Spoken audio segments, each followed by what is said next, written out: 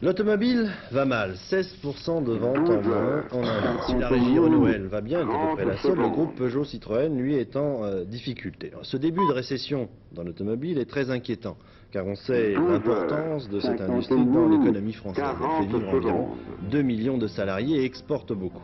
La France n'est pas le seul pays touché. L'Europe et les États-Unis sont concernés et voient avec inquiétude déferler la vague de l'industrie japonaise. Alors face à cette situation, le Parti communiste français propose que le Parlement se réunisse pour débattre des choix industriels du gouvernement. Et dans le secteur de l'automobile, il s'attaque aux constructeurs à qui il reproche notamment de s'implanter à l'étranger au détriment d'une modernisation de l'appareil de production en France.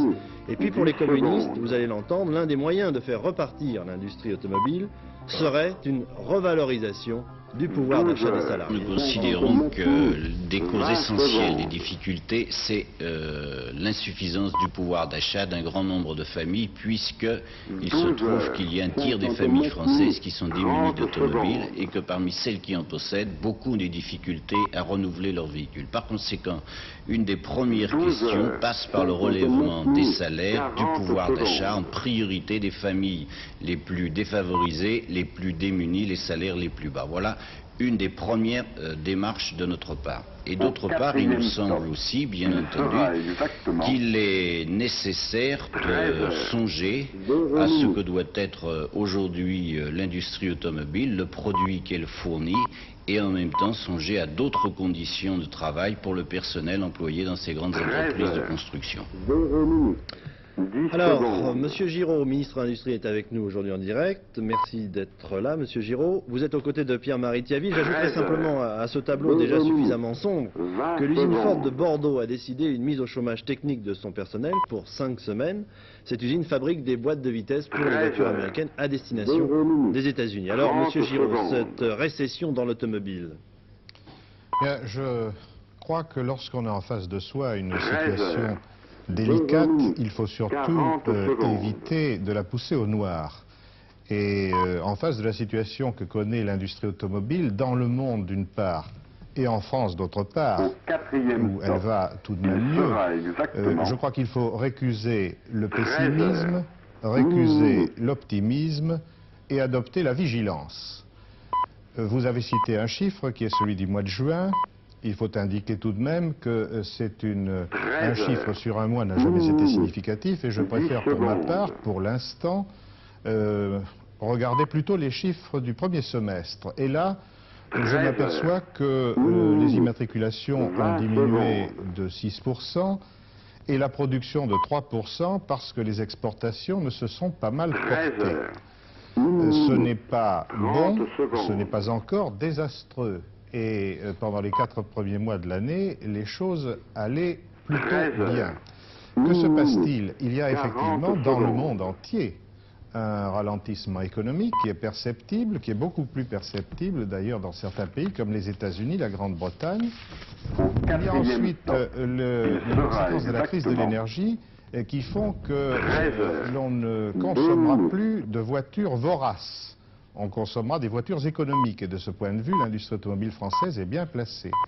Et puis il y a sur certains marchés un commencement de saturation qui fait que le marché de renouvellement devient plus important que le marché de la première voiture. Et lorsque les gens sont inquiets qu'il y a une crise, ils préfèrent parfois attendre un peu pour renouveler leur voiture. Naturellement, ils n'attendront pas trop longtemps, mais ceci peut donner un effet conjoncturel.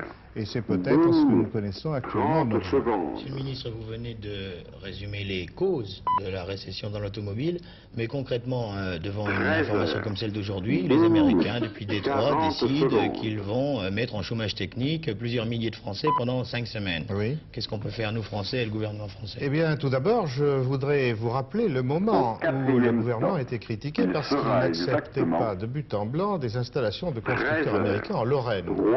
Nous avons en effet voulu préférer renforcer les constructeurs français, justement parce que nous ne voulions pas que notre industrie automobile nationale soit trop touchée par des crises extérieures. Ensuite, nous pouvons faire jouer, et nous faisons jouer la solidarité nationale, puisque dans le cas du chômage technique de Bordeaux, compte tenu des différents accords nationaux et particuliers qui sont en cause, je crois que les chômeurs techniques toucheront environ 80% de leurs ressources pendant la période concernée. D'une certaine façon, c'est donc la France qui paye une partie de la crise américaine. Eh bien, il est tout à fait naturel que ce soit la France qui se préoccupe de son économie et qui s'efforce d'ailleurs d'exporter des voitures à l'étranger, ce qu'elle fait largement. Je vous rappelle que l'industrie automobile française exporte une voiture sur 2 qu'elle produit.